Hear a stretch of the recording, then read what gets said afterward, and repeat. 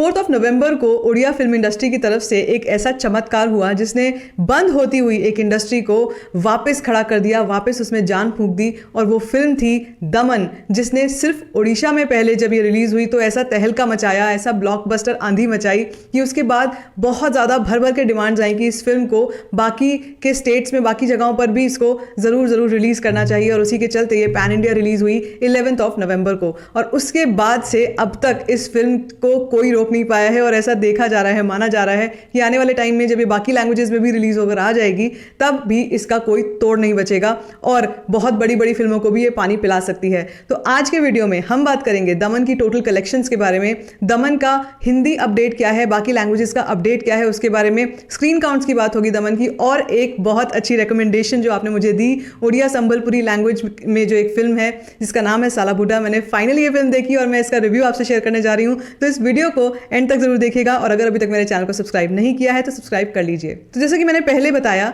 कि हॉलीवुड का एक ऐसा टाइम आ गया था जब डिस्कशंस होते थे, मीडिया हाउसेस की तरफ से आर्टिकल्स निकलते थे। इवन लास्ट ईयर तक भी कुछ ऐसे आर्टिकल्स आए हैं और इस साल जनवरी में भी एक ऐसा आर्टिकल आया है जिसमें बात हो रही थी कि हॉलीवुड शायद अब बंद हो जाएगी, शायद कोई ऐसी फिल्म नहीं बन पाएगी जो वापस इसको रिवाइव कर सके।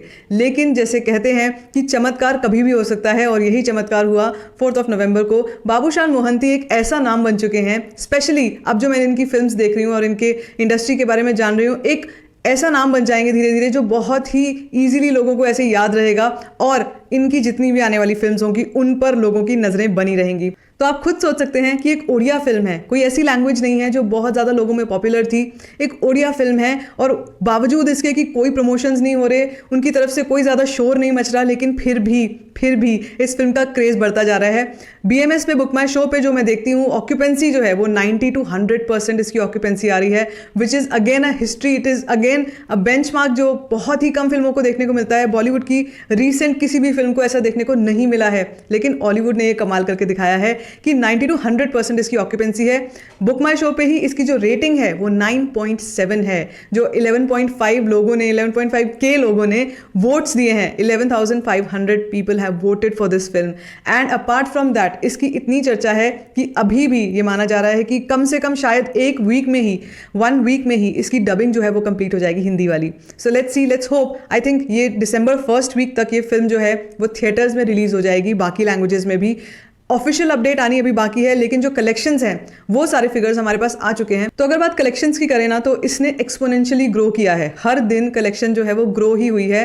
बावजूद इसके कि जब मंडे टेस्ट हुआ था, मंडे टेस्ट आया था, मंडे को भी इसकी कलेक्शन ऑब्वियसली संडे से कम थी, लेकिन फिर भी बहुत अच्छी, बहुत ज़्यादा इंप्रेसिव थी। तो बात करते हैं डे 1 की, उसमें 35,000 इसका कलेक्शन था। डे 2 पे इसने बहुत बड़ा जंप मारा विच वॉज 1 लाख, और उसके बाद डे 3 जो संडे था उसमें इसने 2 लाख का कलेक्शन करके दिखाया, अबव 2 लाख का कलेक्शन करके दिखाया। अगेन उसके बाद जो मंडे टेस्ट आया, उस मंडे टेस्ट को भी इसने डिस्टिंक्शन से पास किया और 1.30 लाख का कलेक्शन आया। और इसी के आसपास डे 5 का भी कलेक्शन था, 1.20 to 30 लाख इसका कलेक्शन था। तो डे 6 यानी कि अगेन जो वेंसडे था, it is a working day, बावजूद इसके इसका कलेक्शन अराउंड इतना ही रहा, 1.30 1.20 के आसपास ही कलेक्शन रहा है। और अभी तक जो टोटल कलेक्शन, सिर्फ उड़िया लैंग्वेज की हम बात कर रहे हैं, हम सिर्फ उड़िया लैंग्वेज में इसने हिंदी, मुंबई और बाकी ऐसी अर्बन सिटीज़ में टोटल 7 लाख प्लस का कलेक्शन कर लिया है। और मैं आपको बता दूं कि साउथ बेल्ट में और बैंगलोर में अलग टाइप का तहलका मचा रही है फिल्म, एक अलग टाइप का क्रेज़ है, स्पेशली बैंगलोर में, क्योंकि जो नंबर ऑफ शोज़ हैं, स्क्रीन काउंट्स हैं, वो एक के बाद एक बढ़ते जा रहे हैं इसके। पहले इसके स्क्रीन काउंट्स काफ़ी कम थे, कुछ गिने चुने शोज़ मिले थे, लेकिन पहले 8 स्क्रीन्स थी और उसके बाद आज के डेट में ये 11 स्क्रीन्स पर खड़ी हुई है। जैसे मैं आपको बता रही हूँ, बैंगलोर में उड़िया लैंग्वेज शायद कोई समझता नहीं होगा, लेकिन फिर भी कंटेंट देखना चाहते हैं लोग, और यही आज की सच्चाई है। इसीलिए इस फिल्म को इतना प्यार मिल रहा है, बावजूद इसके कि ग्राउंड लेवल पर अभी लोग जानते नहीं हैं। तो आप ये सोचिए कि जब ग्राउंड लेवल पर लोगों को पता चलेगा तब क्या होने वाला है। So this is about Daman, and Daman is a turning point in Hollywood के पूरे जितने भी जो भी इससे पहले फिल्म्स आई थी उनको भी इतना प्यार और मिलता जा रहा है। और इसी के चलते, जैसे मैंने आपसे प्रतीक्षा का ट्रेलर रिव्यू किया था, और एक फिल्म जो आप सब लोग मुझे बहुत बार रेकमेंड कर रहे थे वो थी साला बूढ़ा, और मैंने फाइनली इसको यूट्यूब पे देखा। यूट्यूब पे ये अवेलेबल है विद इंग्लिश सबटाइटल्स। जब मैंने इसको शुरू में देखा तो मुझे लगा ये ब्लैक एंड वाइट क्यों है, क्योंकि ये 2012 की फिल्म है, 2012 की फिल्म है। तो क्योंकि ये मिड 1930s में सेट है, इसीलिए इस फिल्म को ब्लैक एंड वाइट बनाया गया। अगेन एन एक्सपेरिमेंटल थिंग जो हमको बहुत कम देखने को मिलती है। शायद हॉलीवुड फिल्मों में हमें देखने को मिलता है कि आज के टाइम में ब्लैक एंड वाइट फिल्म्स बन रही हैं और आज के टाइम में बहुत महंगे आते हैं वो वाले कैमराज जो ब्लैक एंड वाइट शूट करते हैं। हमें ये कोई फिल्टर लगा के किया हुआ काम नहीं है, मुझे ऐसा लगता है प्रॉपर फिनेज से किया हुआ काम है। और सबसे ज़्यादा खुश मैं थी कि उसमें सबटाइटल्स थे और मुझे सब कुछ समझ में आ रहा था। वैसे लैंग्वेज इतनी मुश्किल नहीं है, लैंग्वेज है संबलपुरी उड़िया लैंग्वेज जो उड़िया लैंग्वेज का ही एक सब पार्ट है, but it is just very easy to understand. तो कोई भी बैठ के देख सकता है और क्या ब्यूटीफुल फिल्म है, मज़ा आया देखकर। तो इस वक्त मेरे पीछे जो पोस्टर में आप एक इनोसेंट सा फेस देख रहे हैं, ये फेस है एक्टर अटल बिहारी पंडा का। ये उड़िया एक एक्टर हैं और क्या कमाल के एक्टर हैं, इन्होंने क्या काम करके दिखाया इस फिल्म में। तो इस फिल्म में इन्होंने कैरेक्टर जो प्ले किया है उसका नाम है भगत राम गौंटिया, जो एक छोटे से विलेज के सरपंच हैं और एक बहुत ही उदार दिल, बड़े ही अच्छे, गांव वालों के साथ नाचना, गांव वालों के साथ बातें करना, उनकी प्रॉब्लम्स शेयर करना, एक ऐसे बहुत काइंड हार्टेड टाइप के सरपंच हैं।